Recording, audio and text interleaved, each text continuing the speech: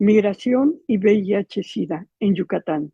Estudios sobre los factores de vulnerabilidad asociados al potencial de adquisición de VIH-Sida entre mujeres mayas, parejas de migrantes, en conmemoración del Día Mundial de la Lucha contra el SIDA. Imparte, y es un gran honor para nosotros, contar con la doctora Rocío Quintal López de la Universidad Autónoma de Yucatán. Su moderadora, me presento, la doctora Yolanda López Vidal de la FEMO. Bienvenidas y bienvenidos al Museo de la Mujer, centro de difusión de una nueva cultura de igualdad sustantiva entre mujeres y hombres. Me tomaré unos momentos para presentar la semblanza de la muy distinguida doctora Rocío Quintal López de la Universidad Autónoma de Yucatán. Es doctora en Ciencias Sociales con especialidad en Relaciones de Género por la Universidad Autónoma Metropolitana, Campus Xochimilco.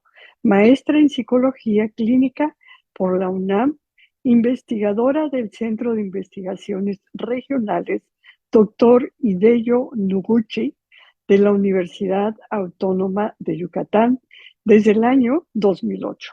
Su proyecto de investigación en curso se titula Vulnerabilidades y violencias estructurales alrededor del embarazo subsecuentes entre los adolescentes mayas de Yucatán.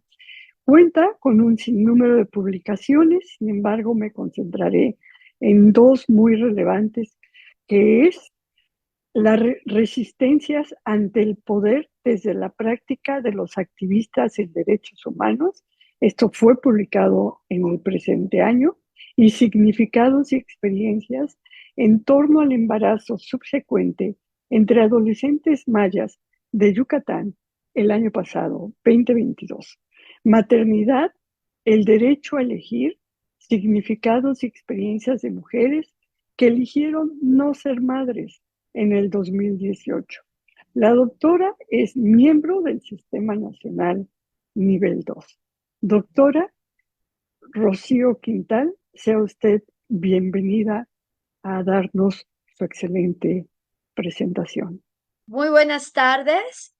Muchísimas gracias. Es un honor de verdad para mí esta invitación eh, de este Museo de la Mujer que es maravilloso, que he tenido oportunidad de visitarlo y el trabajo es maravilloso. Me siento muy honrada y bueno, pues espero que sea de verdad de mucho interés esta información que les voy a compartir, producto de la investigación que he venido realizando con otros compañeros aquí del Centro de Investigaciones Regionales Hideo Noguchi de la UADY, con quienes he trabajado este tema.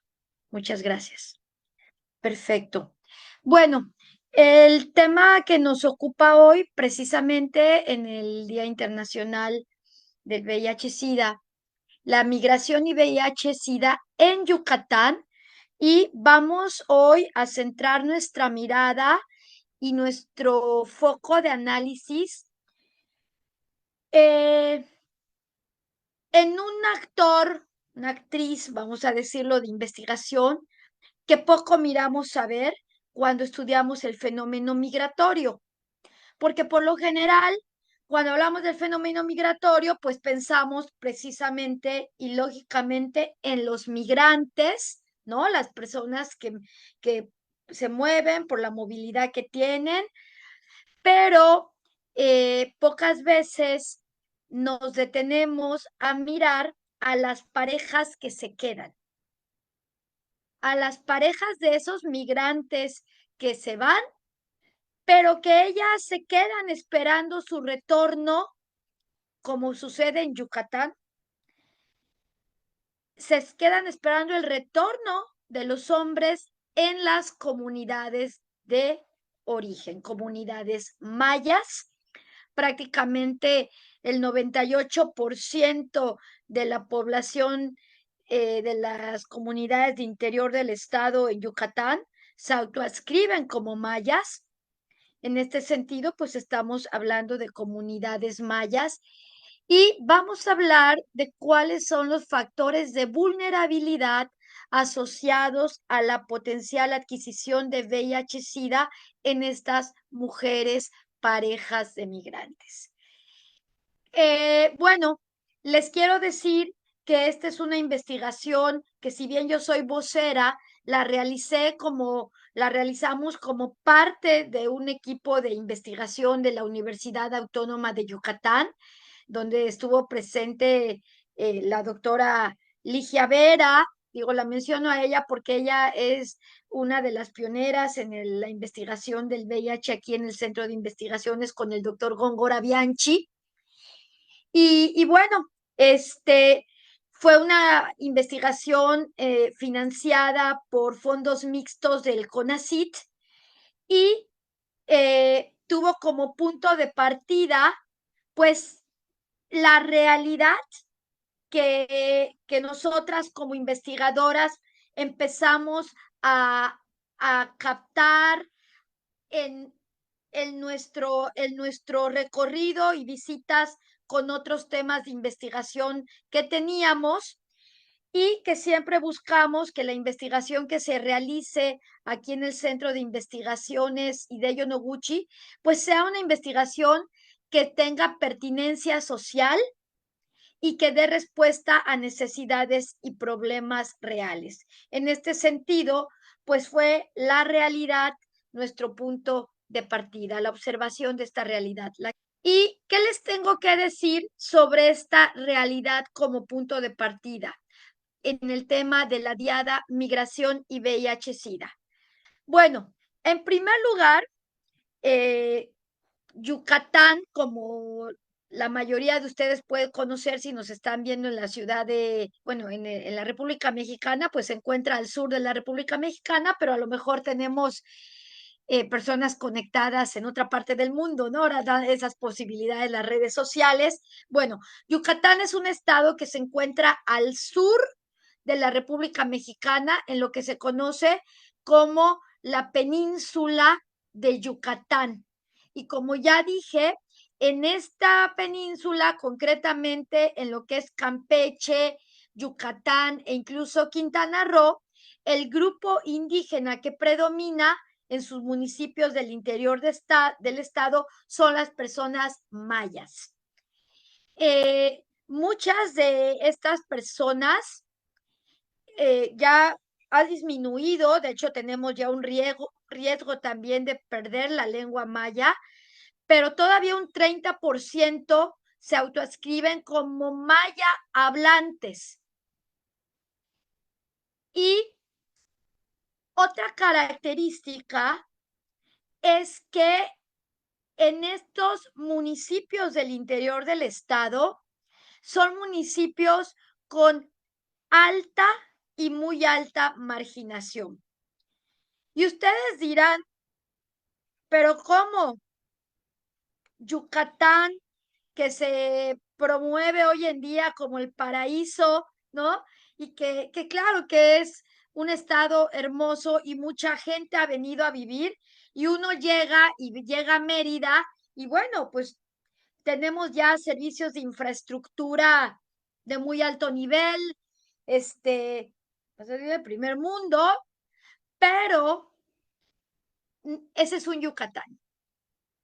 El Yucatán de Mérida, con servicios de primer nivel, pero tenemos el Yucatán de las comunidades del interior del estado, que es donde residen estas personas que participaron en la investigación, estos hombres y mujeres. Son comunidades donde la migración, tanto regional como nacional como internacional, prácticamente se ha vuelto su estrategia de sobrevivencia para el gasto familiar, desde los gastos escolares, mejorar su alimentación, porque entonces la gente que no migra sigue viviendo de la milpa de autosubsistencia, de lo que siembran, que ni siquiera siembran para vender, es para autoconsumo. Y bueno, con las familias en las que tienen un ingreso producto de la migración, pues pueden tener acceso a una diversidad de servicios de salud cuando en la comunidad los servicios son insuficientes en tema de medicamentos, en tema de atención, bueno, tienen que pagar servicios privados de medicina o el tema escolar, ¿no? Muchas de las familias del interior del estado cuando llegan a cierto nivel, dependiendo de la comunidad que se trate, a veces ya solamente hay hasta secundaria en esa comunidad, entonces tienen que mandar a sus hijos a una comunidad cercana mayor donde puedan seguir estudiando prepa, hay quienes migran aquí a Yucatán a estudiar, muchachos del interior del estado, para acceder a la universidad, ¿no? Las carreras. Pero sí, definitivamente, lo que les debo decir es que no hay al día de hoy proyectos económicos que detonen una economía que les permita permanecer a hombres y mujeres en sus comunidades y tener un nivel de vida, una calidad de vida digna, ¿no? Entonces, realmente es desde el año 2000 que se ha venido intensificando, ha ido en ascenso y además de manera muy rápida este fenómeno migratorio en todo el estado. Porque uno podría decir, no, bueno, Yucatán llega gente, pero no sale, no, sí sale. Aquí tenemos una pequeña grafiquita donde podemos ver que, por ejemplo, tenemos un alto porcentaje de familias del estado de Yucatán que migran al estado vecino de Quintana Roo, que sería migración regional, ¿no? Porque está siempre dentro de la península, y van ahí pues a trabajar en el área de servicios, ¿no? En los hoteles, en la jardinería, en los restaurantes, servicios turísticos. Y esto representa el 36% del total de las personas que migran. Pero también tenemos hombres, porque aquí prácticamente el mayor porcentaje de migrantes en Yucatán siguen siendo hombres. Aquí tenemos todavía un 23.3% que migran a los Estados Unidos. Y tenemos también un porcentaje de migración legal en épocas donde van a sembrar o a recolectar y son acuerdos ya establecidos a Canadá, ¿sí? Pero también tenemos un 39.8% de la llamada migración interna. ¿Qué quiere decir? Personas que se mueven entre municipios o incluso comisarías pequeñas, como les comentaba, donde no hay infraestructura escolar, donde no hay fuentes de trabajo, y se mueven a otros municipios como puede ser Mérida, Valladolid, Tizimín, Izamal, ¿no? Entonces, tenemos todo este tipo de migración aquí en el estado y hay que visibilizar que cuando hablamos de migración, lo primero que nos viene a la mente es el tema de las remesas, pero no, la migración es un fenómeno que no solo tiene impactos económicos en los habitantes y las comunidades que experimentan estos fenómenos migratorios.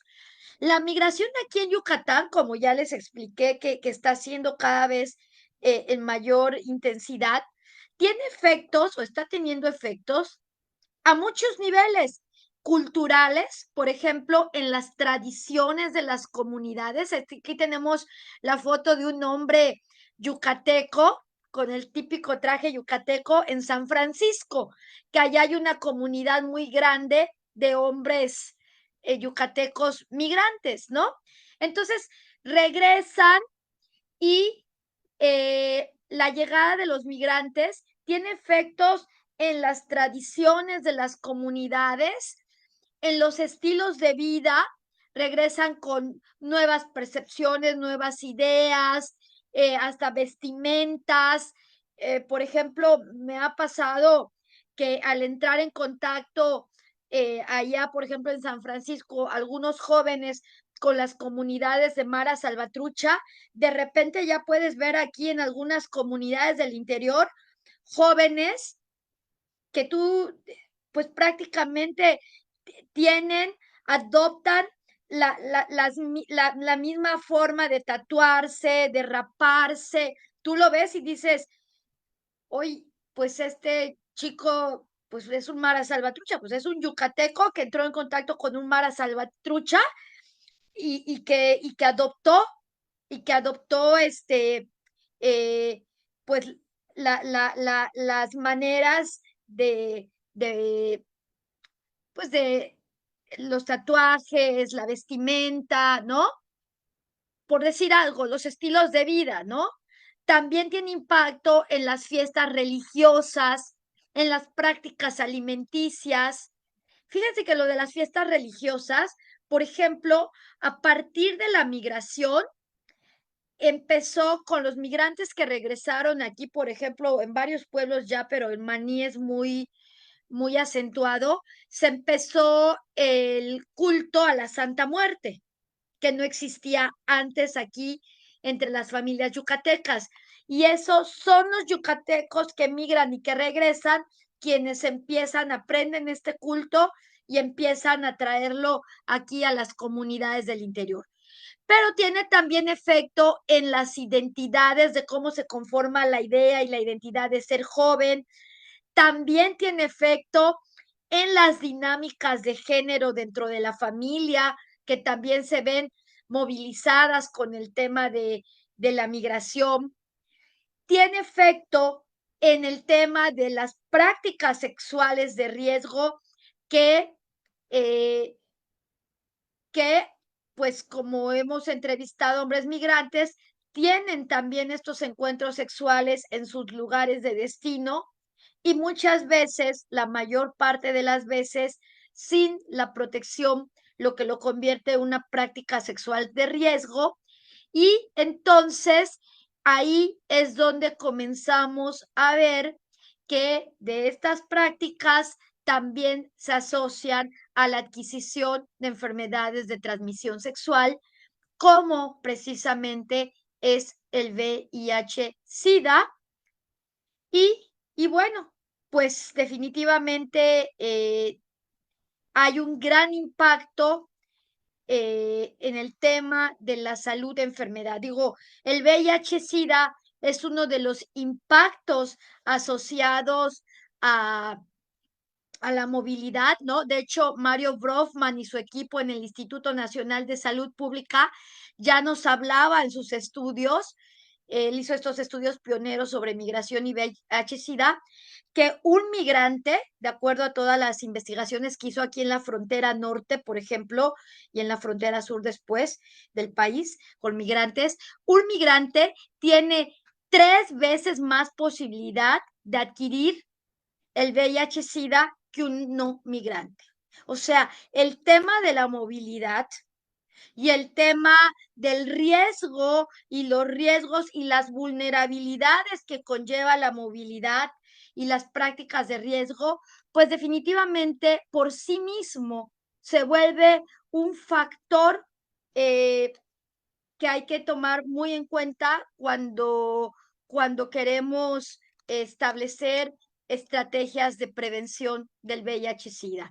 Y en este caso, obviamente, cuando se trata además de una población ya de por sí vulnerable, como en este caso, bueno, en situación de vulnerabilidad, más que vulnerable, en situación de vulnerabilidad, como es la población indígena de Yucatán, la población maya, pues obviamente estamos hablando de vulnerabilidades acumulativas, ¿no? Ser maya, y en este caso, cuando lo adquieren las mujeres, ser mujer y además adquirir el VIH-Sida, ¿no? Entonces, ahí estamos en un tema muy delicado porque las vulnerabilidades no se restan, se multiplican, se van multiplicando una con otra. Entonces, el perfil predominante de los migrantes aquí en Yucatán son hombres provenientes de comunidades mayas del interior del estado, personas entre 16 y 45 años y con escolaridad máxima de secundaria. Su principal motivo para migrar es la búsqueda de empleo, por lo general, en este caso de la investigación de la que yo les estoy hablando, que como les comenté, pero se los vuelvo a delimitar, el estudio lo hicimos con población en el circuito de migración regional y, y del interior. Hombres que migran a Cancún, la Riviera Maya, y que migran a Mérida, ¿sí? Entonces, estos son hombres que su principal motivo de migración es la búsqueda del empleo, por lo general en el área de servicios, en el área de la construcción. Y como les dije, bueno, a nivel general tenemos todos los tipos de migración, pero una característica, así sea regional, nacional o internacional, es que los hombres en Yucatán no migran con su familia, como en otros estados. Migran solos y a la familia la dejan para que los espere, dejan a la esposa, dejan a los hijos, quienes, así sea que ellos se vayan a Cancún, las mujeres no los van a acompañar. Las mujeres van a esperar su retorno en la comunidad. Aquí tenemos un mapa del estado de Yucatán, que tenemos en Yucatán 106 municipios. Y de estos 106 municipios, los resultados de investigación que les voy a compartir se realizaron con hombres y mujeres de dos municipios que son Chaxinquín y Taxiú, que están a su vez localizados al sur del estado de Yucatán, aproximadamente a 2 horas y media de Mérida y también más o menos a 2 horas y media de la Riviera, hasta 3, dependiendo de la Riviera Maya. O sea, están como en medio entre Mérida y la Riviera Maya. Y en estas comunidades de Chaxinquín y Tatsiú, el 98% de los pobladores son maya hablantes, pero además tienen la característica que ambos se ubican entre los 5 municipios de más alta marginación en Yucatán. Y como les comentaba, aquí, por ejemplo, en este otro mapa que vemos, podemos observar toda la costa, ¿no? De la Riviera Maya, a donde se dirigen a trabajar, porque toda esta es zona turística de restaurantes, hoteles, clubs, donde encuentran fuentes de trabajo, ¿no? Entonces, estos hombres de esta investigación salían de Chaxinquín y Taxiú, iban a trabajar aquí a Cancún, la Riviera Maya, y también a medida que ha habido y está habiendo todo un boom inmobiliario desde hace aproximadamente ya 10 años aquí o un poco más, ya vamos como para 15 años con un boom donde la construcción, la llegada de gente, de mucha gente de toda la República aquí a Mérida, y toda la especulación inmobiliaria, pues se requiere mucha mano de obra, ¿no? Vemos que están construyendo edificios. Entonces, pues en la medida que en su municipio, en su comunidad, no hay fuente de empleo, pues viajan y permanecen, cuando es en Mérida, permanecen toda la semana en Mérida, porque no les reditúa económicamente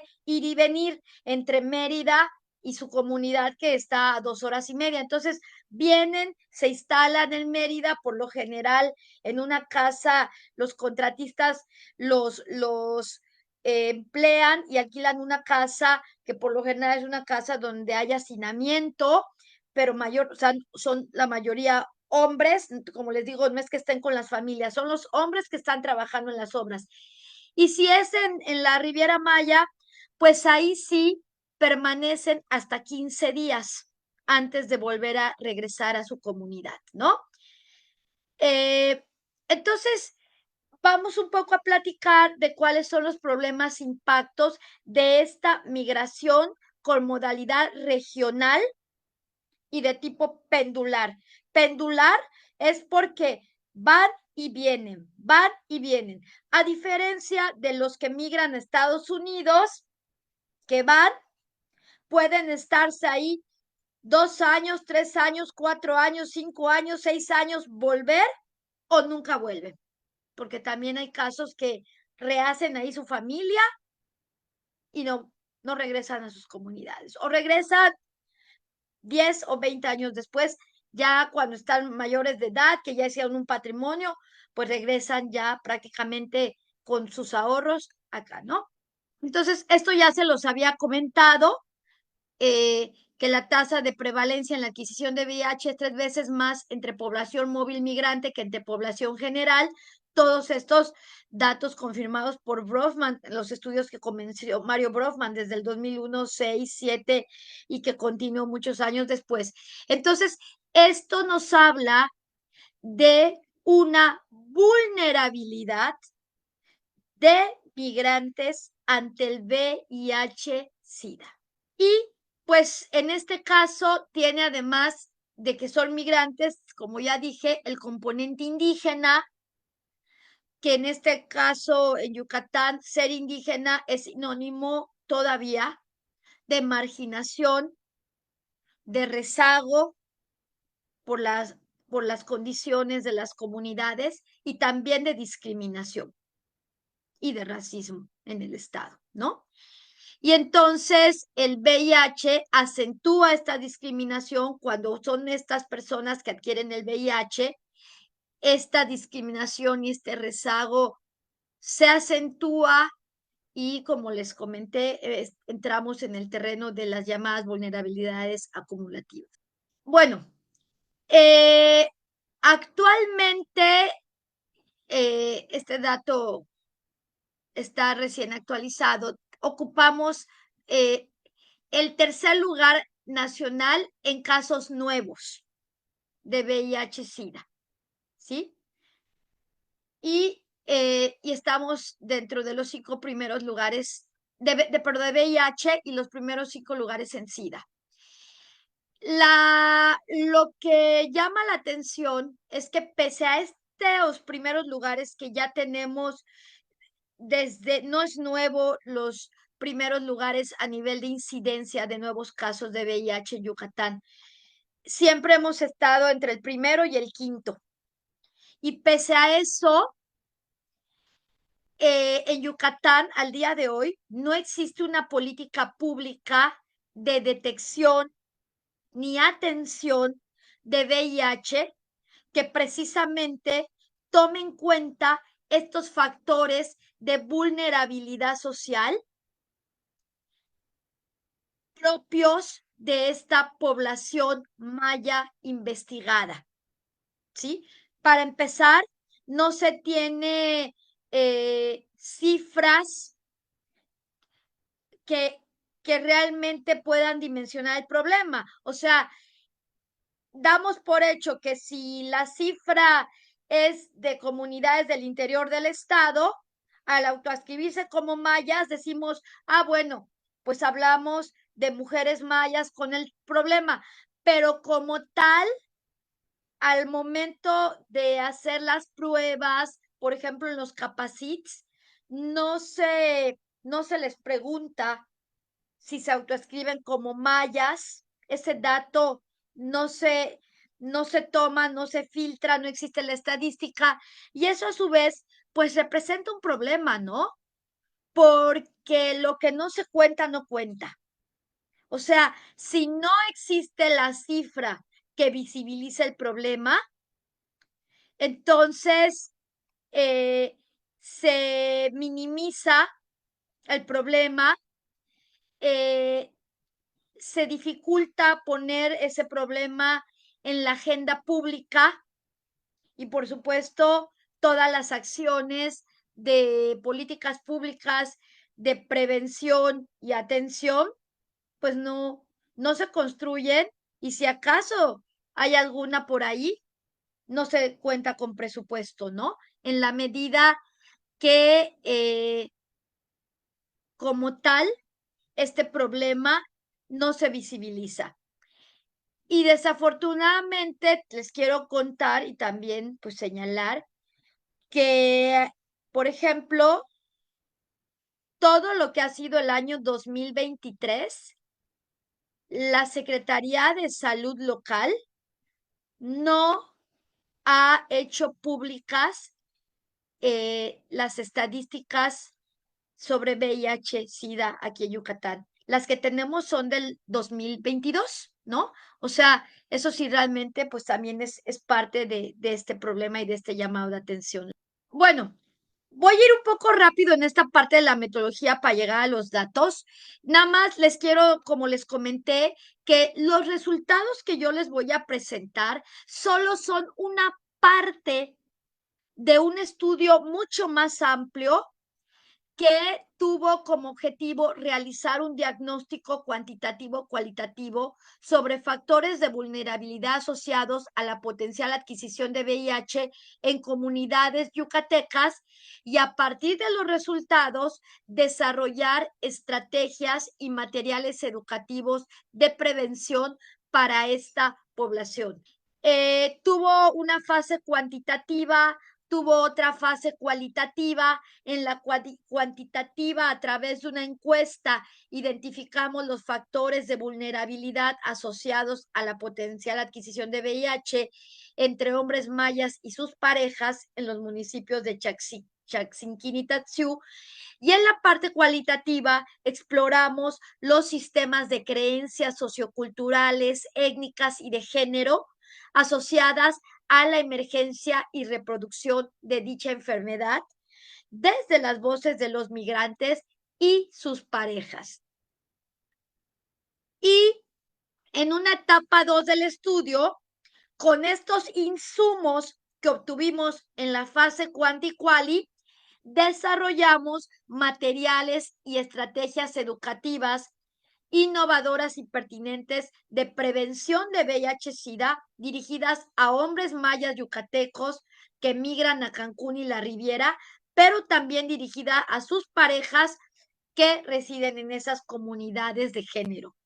Cuidamos que estas estrategias educativas se construyeran desde un marco intercultural, de género y de respeto a los derechos humanos de la población yucateca beneficiaria de este estudio.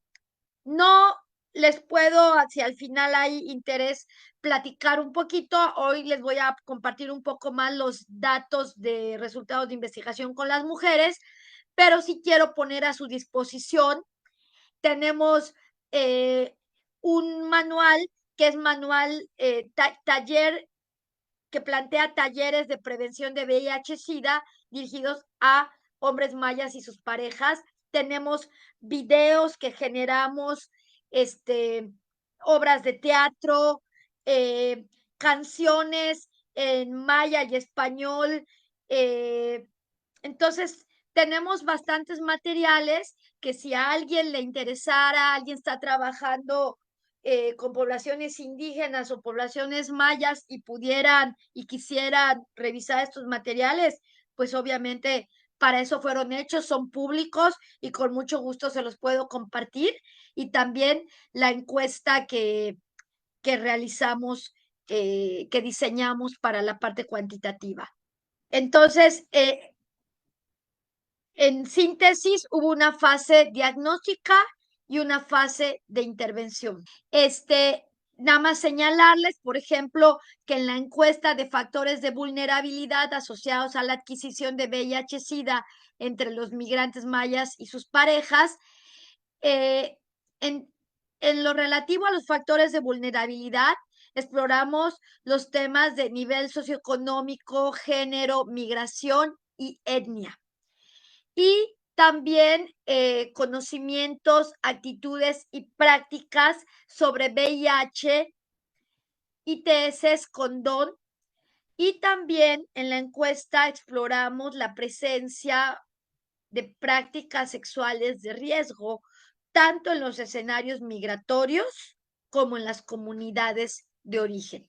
Y en la fase cualitativa hablamos sobre la historia familiar y actividad actual de los y las entrevistadas, la religión, la historia migratoria, la vida en la comunidad, su educación sobre sexualidad, iniciación sexual, pareja, con las mujeres, su embarazo, maternidad, vida sexual, concepciones y uso de condón, conocimientos y experiencias sobre ITS, percepción sobre relaciones extramaritales de la pareja, significados y experiencias sobre VIH, SIDA, acceso a servicios de salud.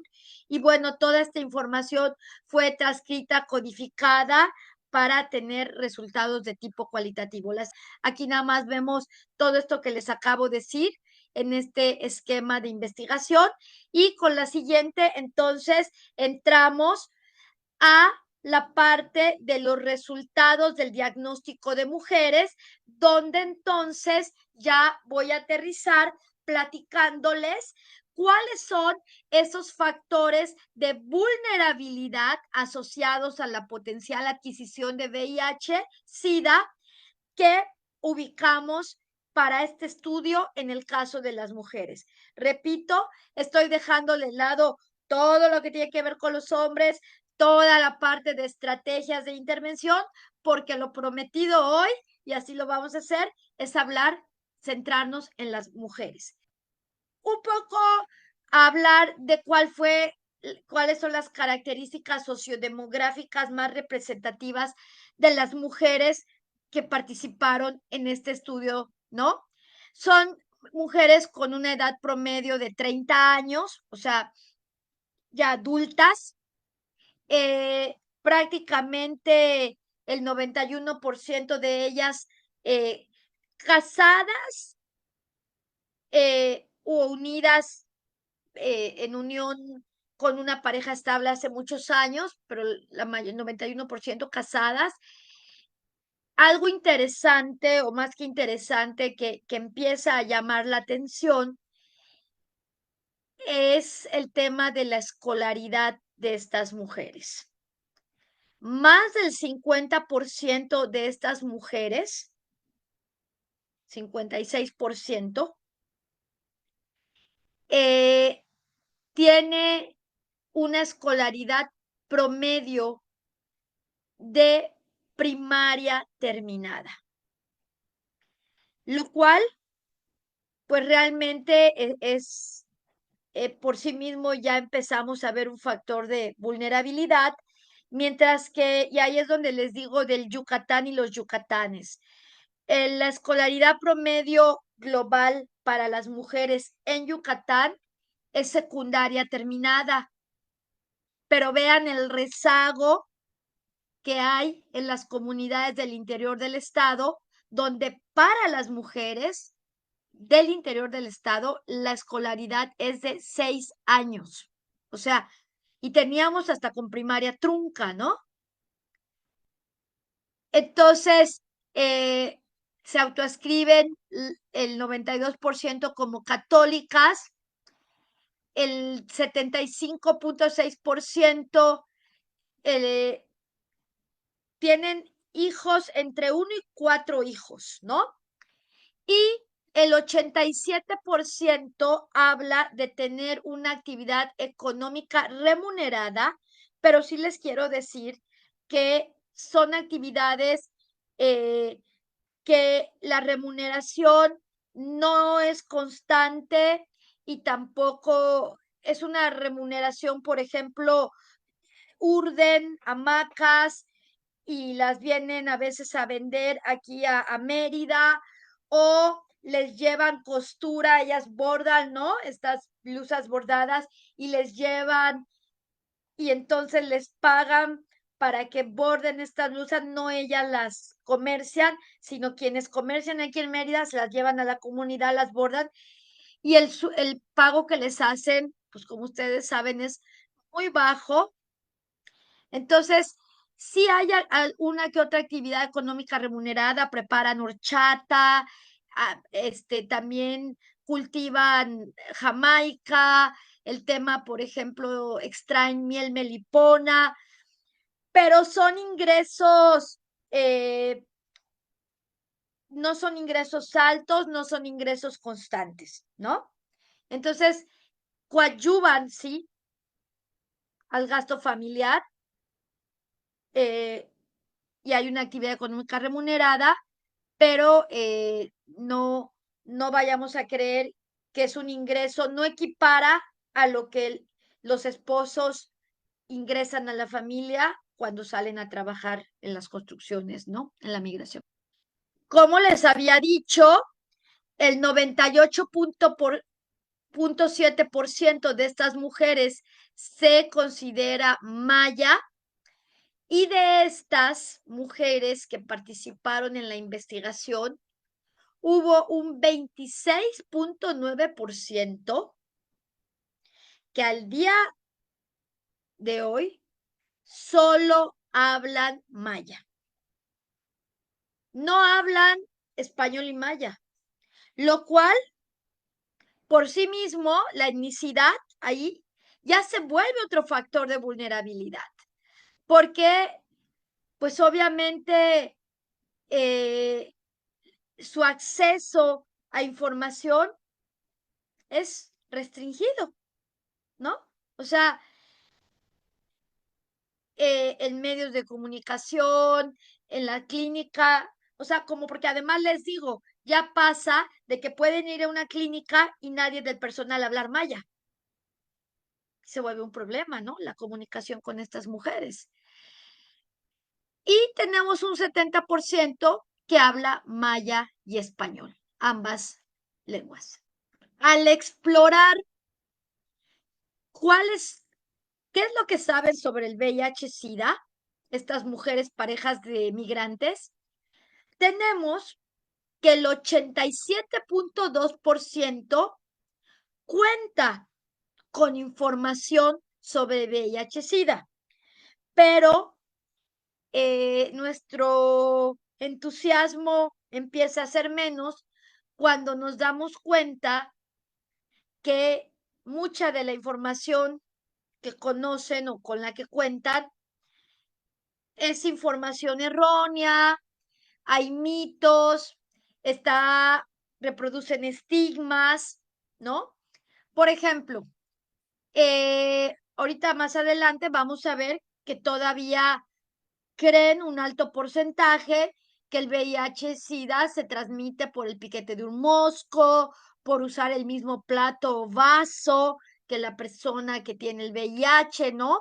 Sí, su principal fuente de información comentan que es el personal de salud y sin embargo, bueno, pues hay un teléfono descompuesto entre lo que seguramente escuchan el personal de salud y lo que terminan todavía creyendo y reproduciendo, ¿no?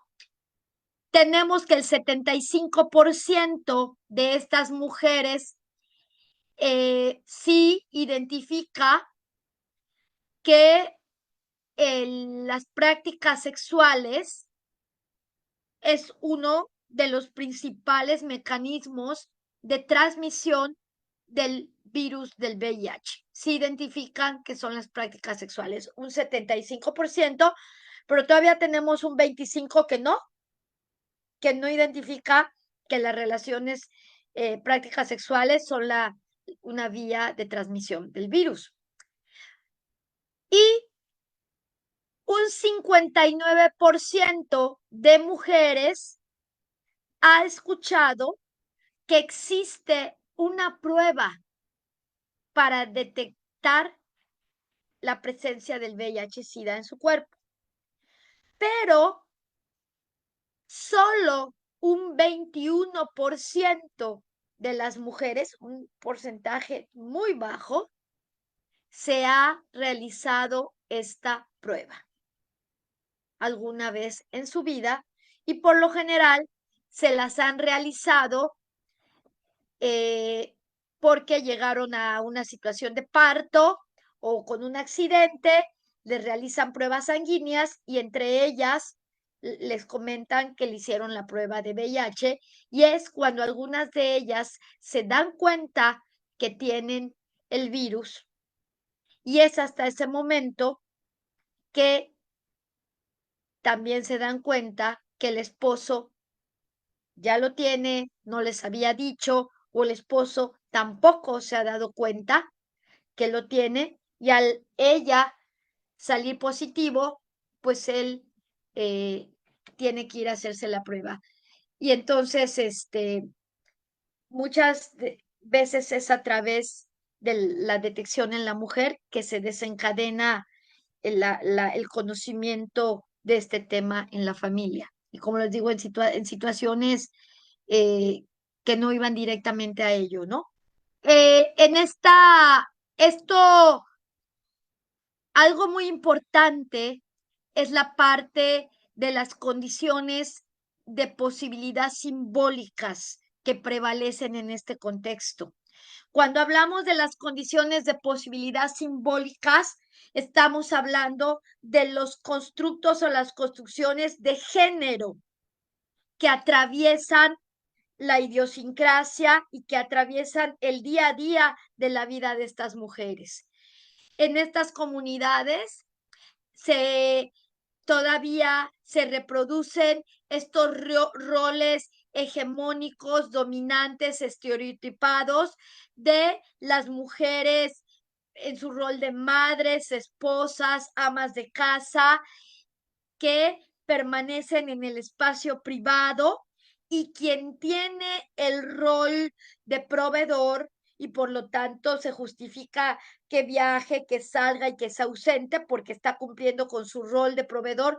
Para nada es un mal padre o un mal hombre porque se va, está en función, su partida, su migración está en función de, al contrario, ser un hombre que está cumpliendo con su rol de proveedor y eso implica que se ausente, que se vaya, ¿no? También tenemos la dinámica, ¿no? Donde las mujeres al contraer matrimonio van a vivir a la casa del esposo. Dejan a la familia, así vivan en la misma comunidad, y viven en lo que aquí en Yucatán se llaman los solares. Los solares es un terreno muy grande donde se construyen varias casas. Puede ser un terreno de 1000 metros cuadrados, donde cada hombre que se casa, llega a habitar una de estas casas con su mujer, pero en una casa está él, al lado un hermano, al lado el otro hermano, al lado el otro hermano, y en otra casa está la madre y el padre, ¿no? Y eso a su vez, sí, puede ser visto como una red de apoyo para la nueva familia que llega a ese solar, pero también hay que decirlo, es una red de muchas veces presión, maltrato y vigilancia para estas mujeres. O sea, en el caso, por ejemplo, de la migración internacional, es muy marcado. El hombre se va, pero eso sí, ya dejó a la mujer instalada en el solar de su familia y más tarda la mujer en tardarse una hora más cuando fue al mercado que cuando su marido desde Estados Unidos le está llamando para decirle, oye, ¿dónde andas? Ya me avisaron que ya te tardaste mucho en el mercado o en Mérida, ¿no? Si salió a comprar. Entonces, hay todo un sistema de vigilancia, ¿no? Hay todo, por ejemplo, ahí, ahí también ya hablamos de otro factor de vulnerabilidad de estas mujeres, porque si viven violencia, que muchas de ellas la viven, el alcoholismo y la violencia están presentes, nadie se mete, porque el que está ejerciendo es el hijo de la señora que vive ahí, ¿no? El hermano del vecino, el hermano del otro vecino. Entonces, la que está a la deriva ahí es la recién llegada, la mujer, la esposa, ¿no? Entonces, pueden estar escuchando cómo golpea a la mujer y nadie interviene, ¿no? Nadie se mete. Y bueno, pues ese es otro factor que luego cobra relevancia también.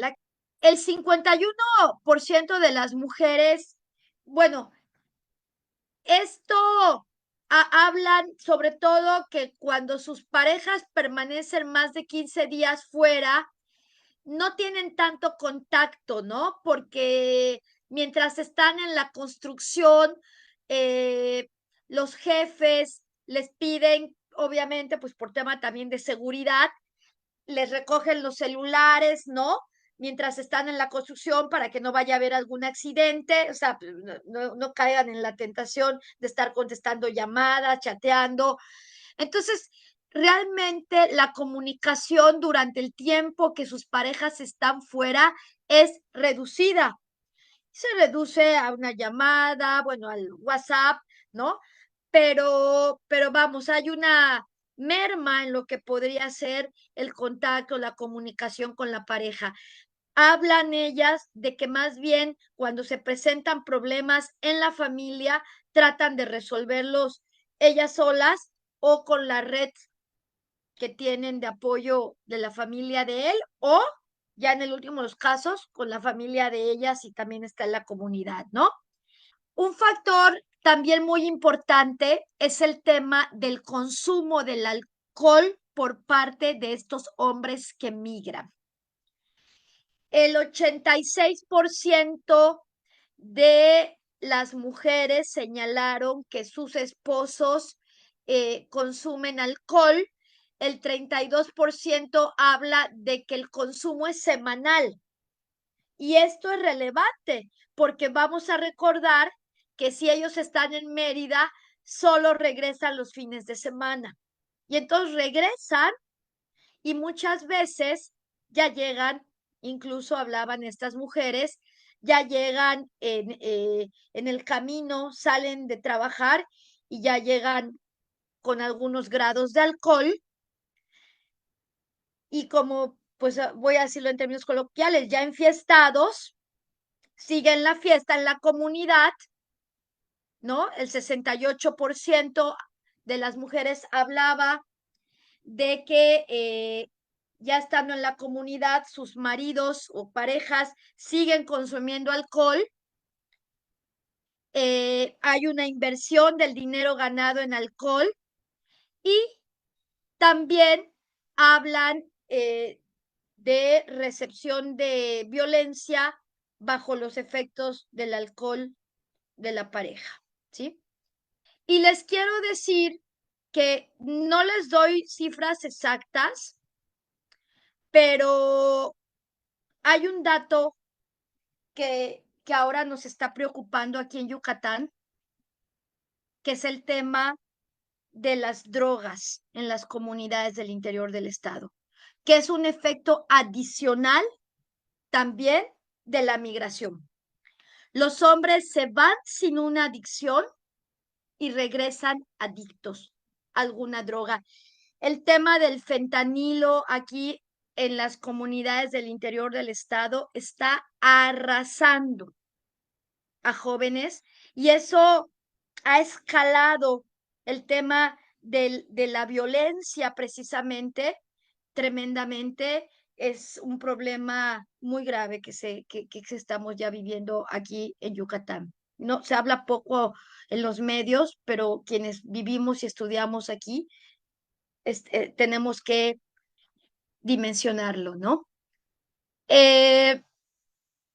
Bueno, las mujeres han sido víctimas de violencias, desde insultos, amenazas, violencia física, pero también hay quienes hablan de haber vivido violencia sexual con sus parejas. Y algo muy relevante es que el uso del condón, pues no es un tema en las parejas, o sea, no es en la sexualidad de estas parejas, el condón solo lo llegan a utilizar y de manera muy disminuida como un medio de anticoncepción, pero en absoluto como un medio de prevención de prácticas sexuales de riesgo. A pesar de que no les presento los datos, pero de que los hombres que a su vez encuestamos y entrevistamos, que son los esposos, muchos de estas mujeres, sí están teniendo prácticas sexuales de riesgo, por ejemplo, en Cancún, en la Riviera, sin el uso del condón. ¿Por qué? Porque consideran lo típico, desde que no se siente igual hasta que yo no vi que la persona parecía sana, ¿no? Porque ahora con el tema de los retrovirales, pues sabemos perfectamente que una persona con el virus no necesariamente tiene que tener ya una apariencia de enferma porque está tomando los retrovirales y sin embargo, pues puede tener el virus y sí tener un factor de transmisión, ¿no?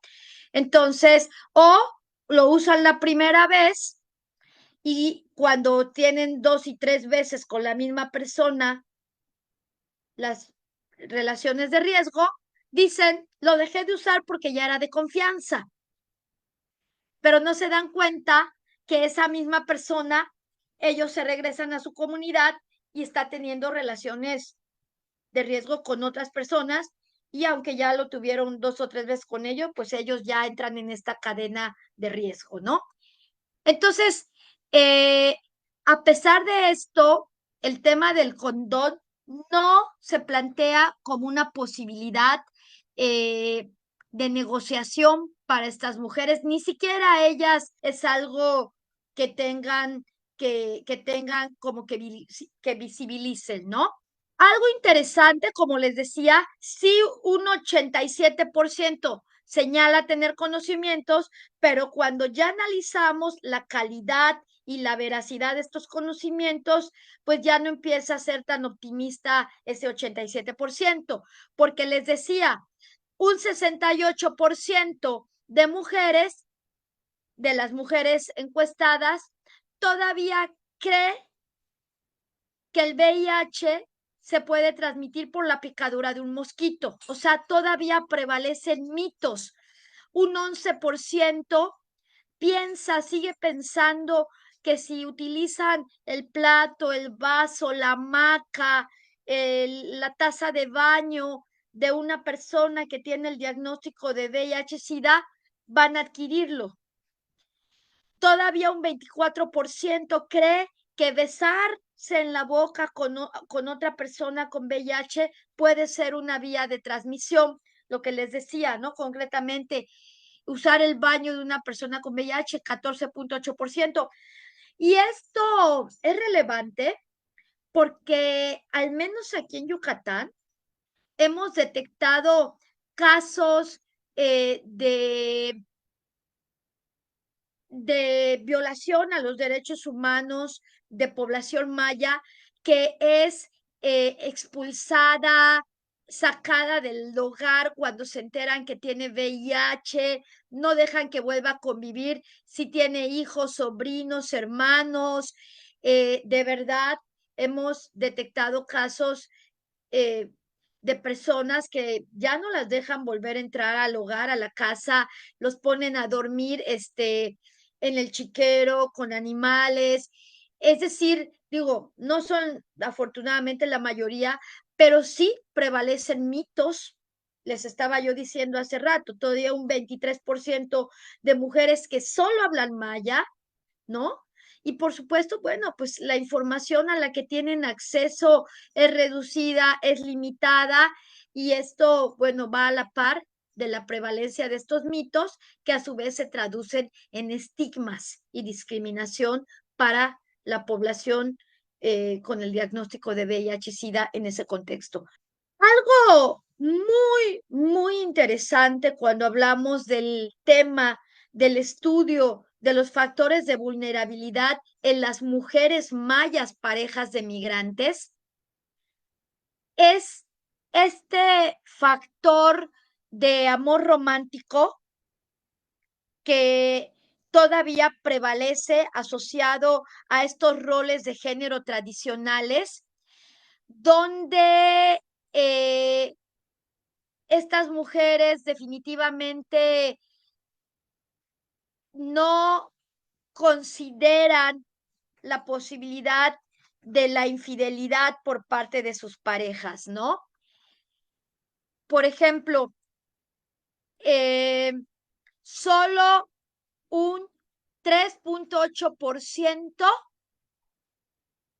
del 100% de mujeres encuestadas consideraba la posibilidad de que su pareja hombre pudiera estar le siendo infiel, teniendo relaciones sexuales con otras parejas diferentes a ella. ¿Sí? Pues es toda esta concepción de, como les decía, pues de amor romántico, ¿no? Ahora bien,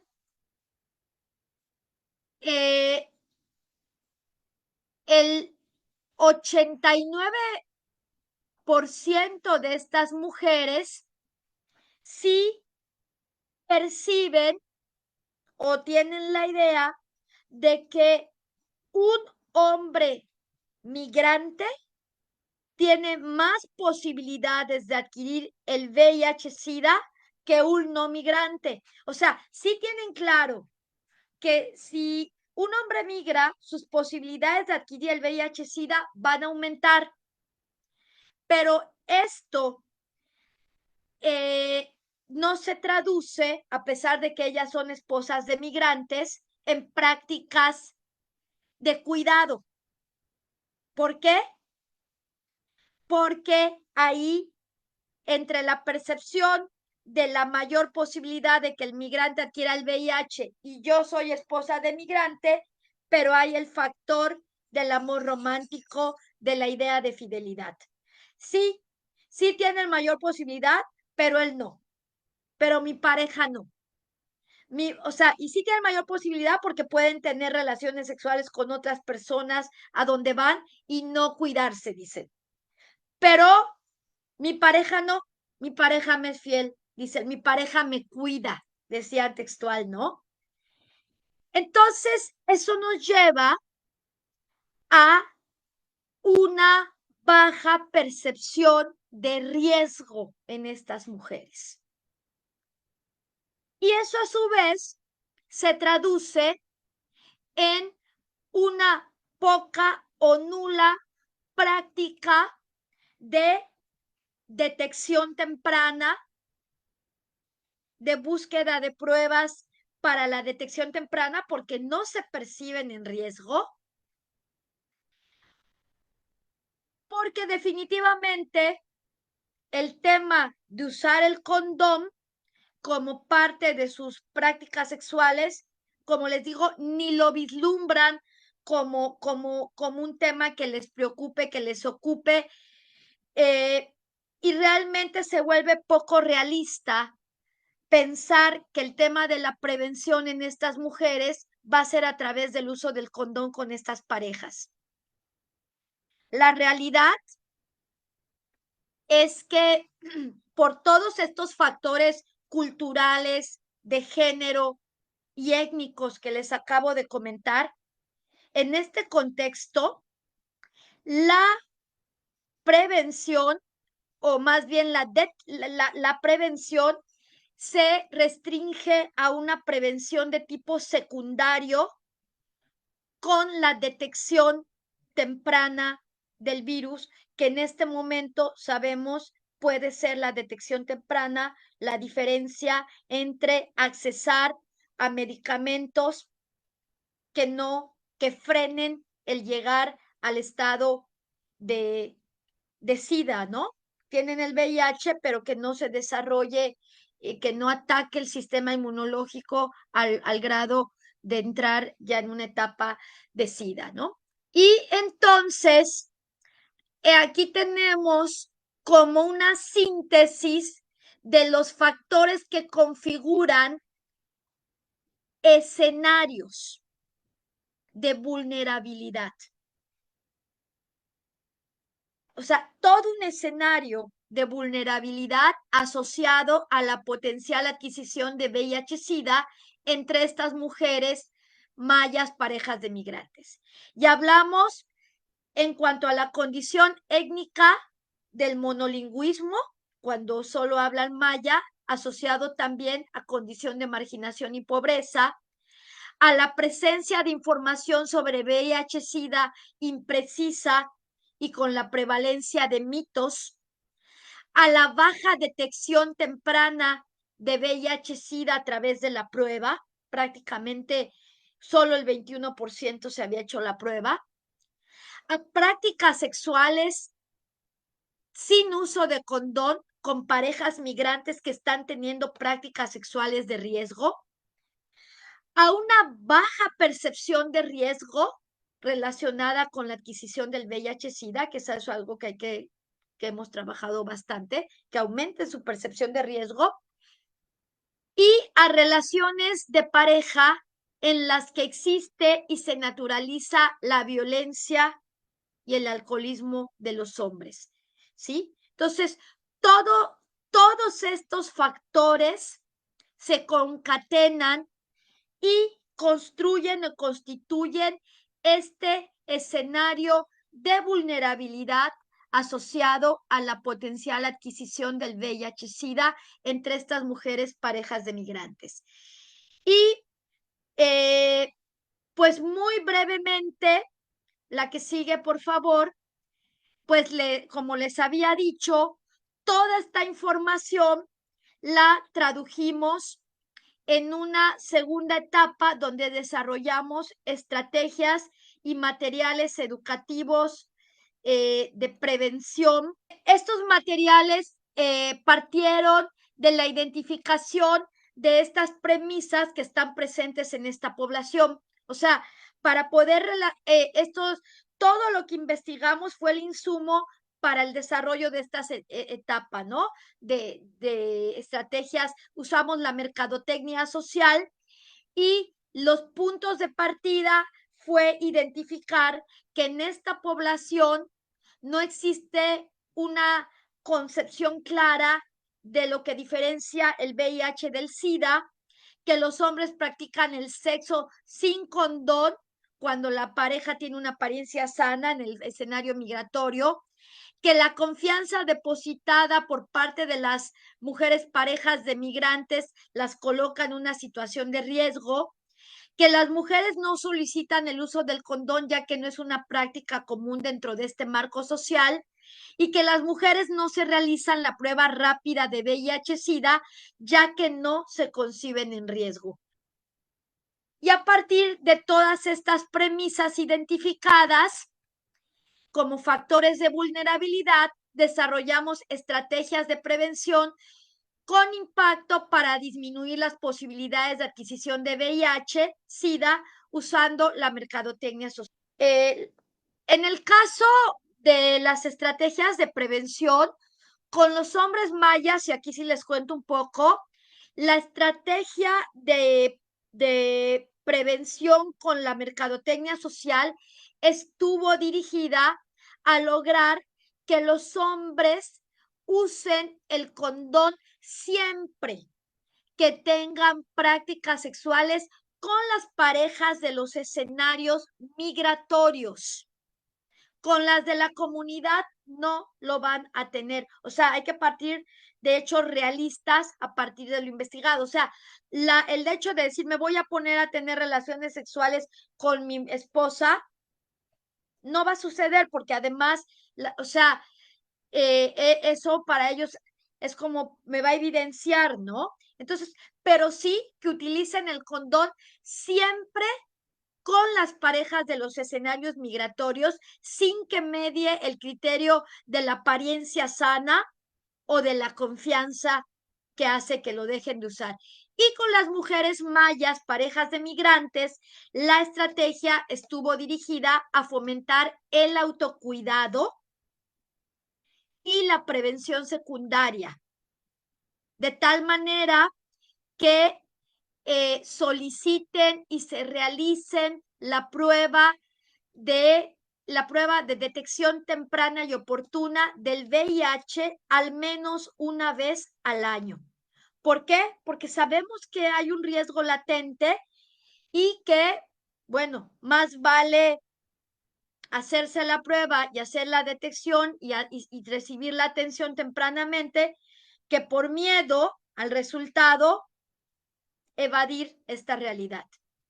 Como les dije, estas estrategias incluyeron tanto como mujeres con hombres, el teatro regional, videos de historias de vida construidos con base en entrevistas, canciones de hip hop escritas por jóvenes y mujeres mayas en español y maya, y este manual, la que siguiente, por favor, este manual para la prevención del VIH-Sida, la siguiente, en población maya yucateca vinculada al fenómeno migratorio. Así que está a su disposición este manual.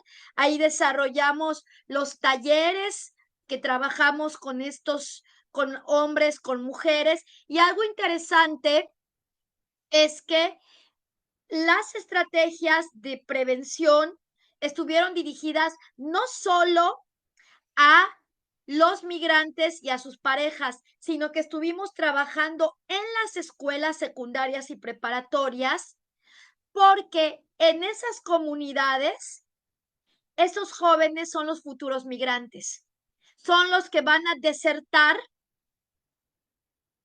como para ir en búsqueda del sustento familiar, y entonces muchas veces ya en el escenario migratorio, por ejemplo, en la construcción, los hombres no tienen posibilidad de acceso a información, de acceder a servicios de salud, así que parte de estos talleres de manera preventiva los hicimos en las escuelas, y obviamente pues también con las chicas que van a ser las futuras parejas de estos hombres migrantes. Bueno, vaya, ya con esto concluyo. La verdad, como les digo, espero no haber abusado de su tiempo. Es bastante la información que hemos generado, pero bueno, de esto de alguna manera nos da una idea de, de efectivamente, ¿no? Un grupo ya de por sí vulnerable, como es la población indígena de Yucatán, que como les digo, aquí en Yucatán ser indígena sigue siendo sinónimo de rezago, marginación, discriminación. Y si a eso además le agregamos que se vean envueltos en escenarios y condiciones migratorias que elevan su posibilidad de adquirir el VIH, pues obviamente estamos hablando de todo un tema, eh, como les mencioné, de vulnerabilidades acumulativas que no podemos seguir obviando ni seguir postergando la atención como política pública, y este es un llamado de atención pues también a las autoridades. Muchísimas gracias y les agradezco mucho su fina y amable atención. Doctora Rocío Quintal, excelente presentación. Realmente nos llamó a la reflexión y nos llamó al- a este problema tan relevante que usted y su grupo han ido desentrañando y han ido analizando con mucho cuidado en relación a la vulnerabilidad de la mujer maya. Agradecemos el tiempo, su generosidad y el espacio de compartir este tema tan preocupante en las mujeres esposas de migrantes. Muchas gracias. Buenas tardes.